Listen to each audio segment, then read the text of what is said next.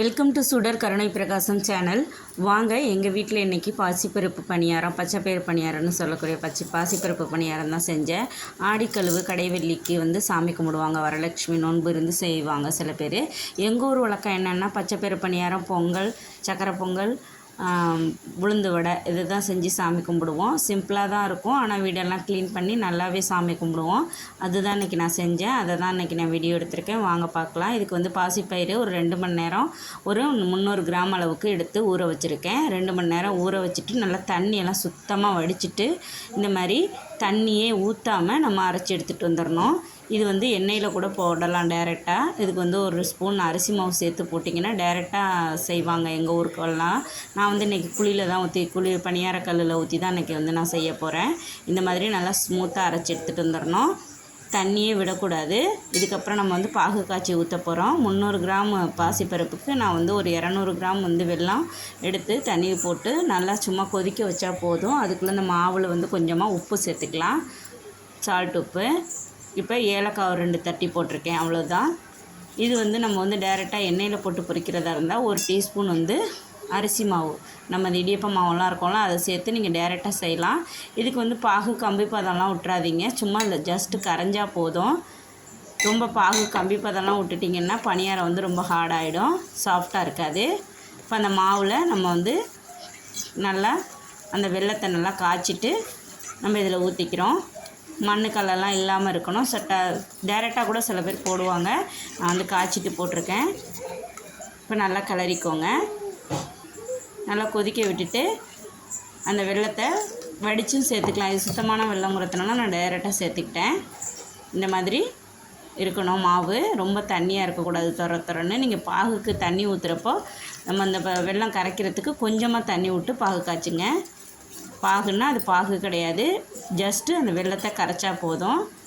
இந்த மாதிரி நல்லா எல்லாத்தையும் கலந்து வச்சுட்டு நம்ம பணியாரக்கல் அடுப்பில் வச்சுட்டு ஊற்ற வேண்டியது தான். இன்றைக்கி நான் காலையிலே வீட்டு வேலையெல்லாம் முடிச்சுட்டு நான் லாஸ்ட்டாக தான் பணியாரம் செஞ்சேன். ஃபஸ்ட்டு சக்கரை பொங்கல், உளுந்து வடை எல்லாமே செஞ்சு வச்சுட்டேன். என் பையனை இடுப்பில் வச்சுக்கிட்டே தான் அந்த வேலை செஞ்சேன். அதனால் இடையில அவர் கொஞ்சம் பேசுவார், நானும் பேசுவேன். கொஞ்சம் அட்ஜஸ்ட் பண்ணிக்கோங்க.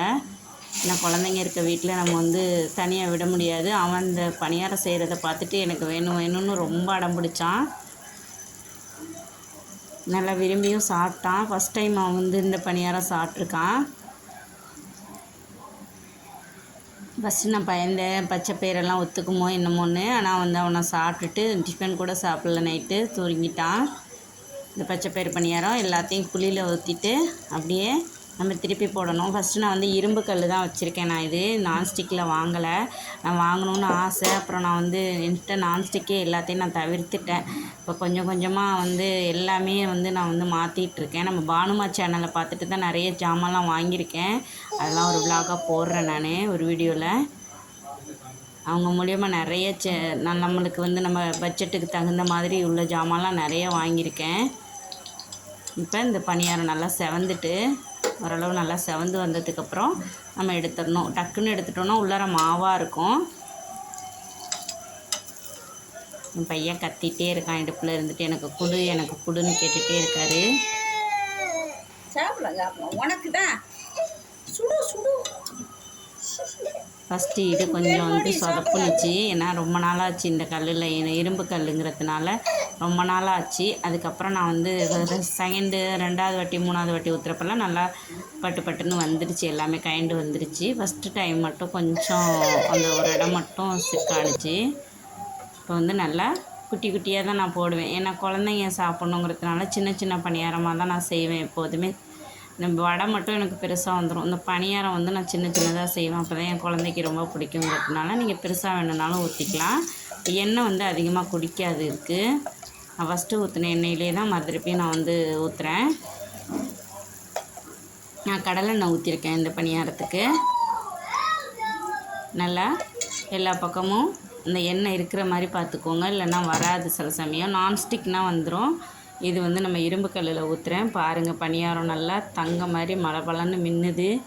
நல்லா ஸ்கூல் போகிறப்ப எங்கள் அம்மா சுட்டி வச்சுருப்பாங்க. அந்த ஆடிக்கழுவு முடிஞ்சதுக்கப்புறம் அந்த மக்கானாலெல்லாம் கொடுப்பாங்க. அன்றைக்கி சாப்பிட்றத விட மக்கானால் இந்த பச்சைப்பயிறு பணியாரத்தை வச்சுருந்து சாப்பிட்றப்ப செம்ம டேஸ்ட்டாக இருக்கும்.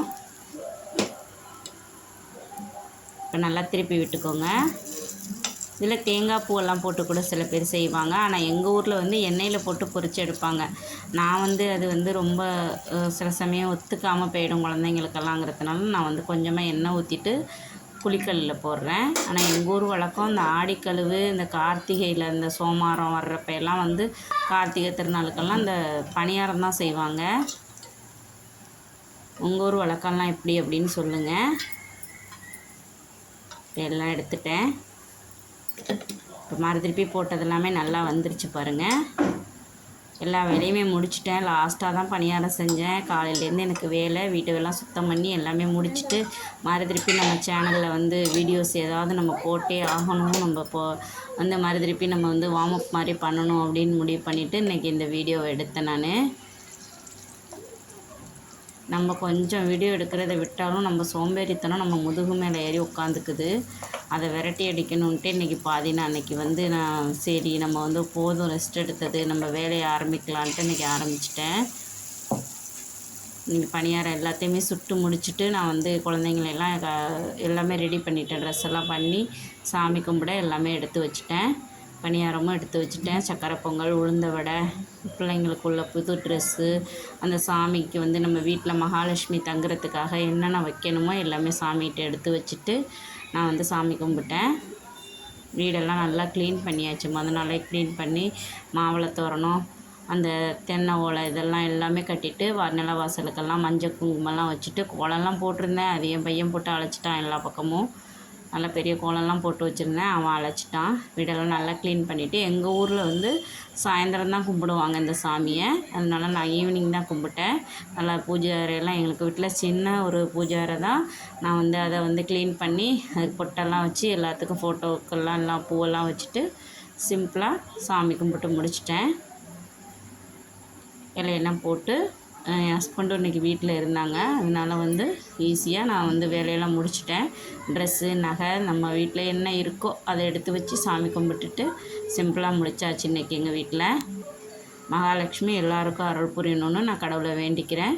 இந்த வீடியோ உங்களுக்கு பிடிச்சிருந்தா லைக் பண்ணுங்கள், ஷேர் பண்ணுங்கள். சுடர் கருணை பிரகாசம் சேனலுக்கு சப்ஸ்கிரைப் பண்ணுங்கள். நன்றி, வணக்கம்.